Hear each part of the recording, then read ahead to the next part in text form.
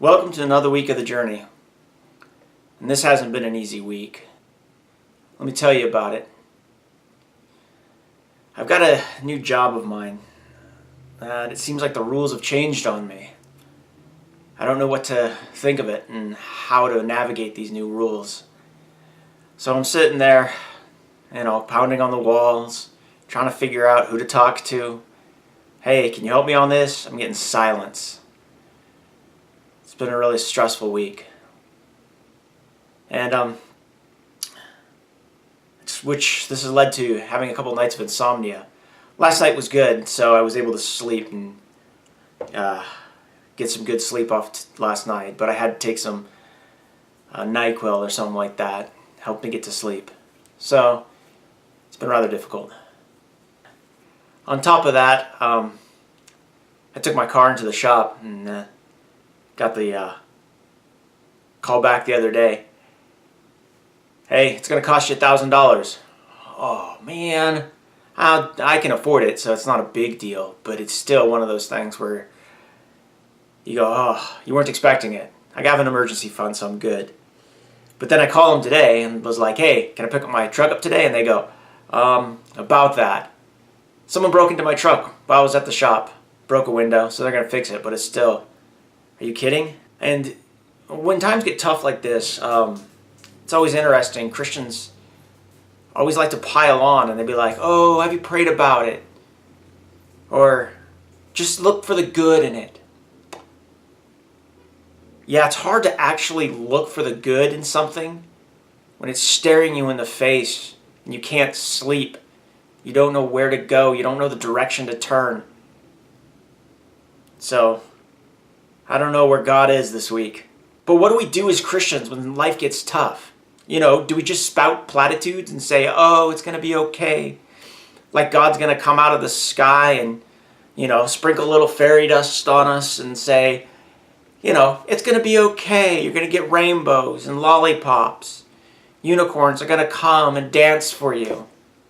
As I've lived, it's been an interesting thing when I've looked at the hardness of life and what to do with my walk of faith and my journey. And I've come to the conclusion that while it may not be a popular idea, it's definitely one that I turn to repeatedly. And that is to actually get angry with God. Like, prayers are something that we always think about as being nice. You go to church and you say the nice prayers.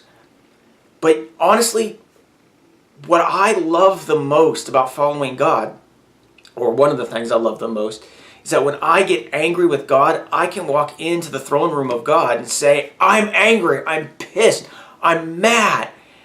And this is something that we don't think about this as Christians. We always want people to be nice and think of God as being this almighty thing that you can't talk to like this.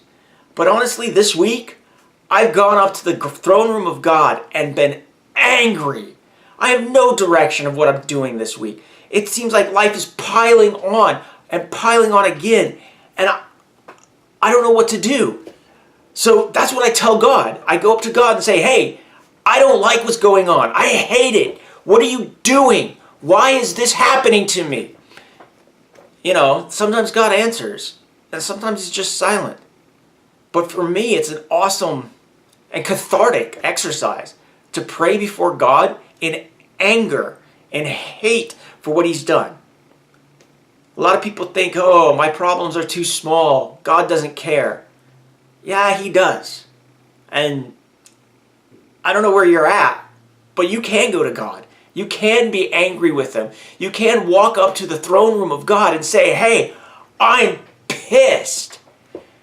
In fact, if you read through some of the Psalms, and I don't have one off the top of my head, but you see this anger, you see this rage that especially King David, when he wrote down his Psalms, would write towards God.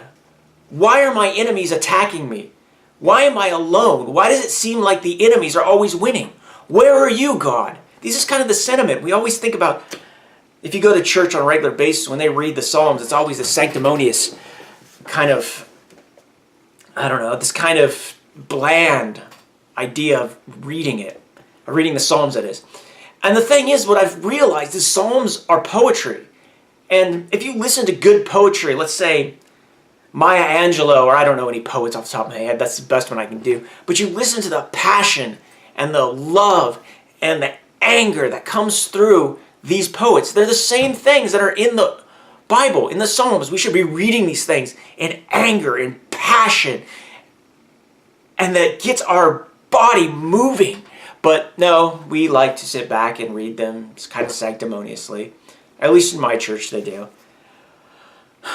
And there's not very many people who actually write psalms like they did in the Old Testament.